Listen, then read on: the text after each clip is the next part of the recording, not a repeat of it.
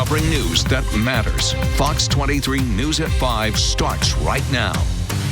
We are hearing from a now former employee of the National Weather Service in Norman who lost their job due to cuts made by the Federal Department of Government Efficiency, or DOGE. Thanks for joining us at 5. I'm Rick Marinon. And I'm Shay Rozzi. We first told you about the cuts last night and learned the numbers today, with the National Oceanic and Atmospheric Administration cutting around 800 employees in all. In a Fox 23 exclusive, Fox 23's Devin Lyon joins us live after interviewing someone who lost their job in these federal cuts.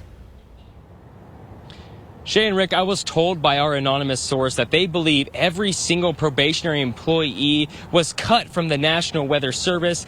That includes students who were ready to move into a full-time position with NWS. Now, the former employee that we spoke to says this is all still very raw, and all of them feel like they've had the rug ripped out from underneath them.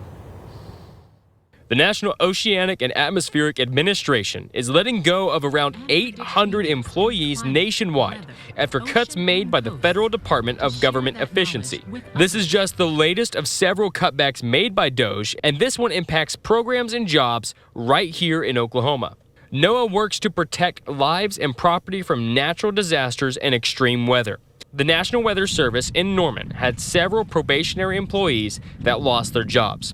They were told through email Thursday morning. We found one of those former employees, but due to the seriousness of the layoffs, they requested to remain off camera, and we are keeping their name anonymous. It sounded like good people got the short end of the stick here.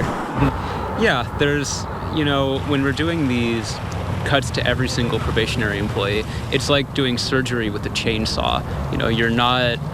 If you're blanket cutting every single probationary employee, I don't see that as particularly efficient. I don't see that as particularly well done. You're losing a lot of good talent, and I think that the effects of this, whatever money is saved in the firing of these employees, is going to be lost right back when the next extreme weather event comes around. How much did this set back people like you?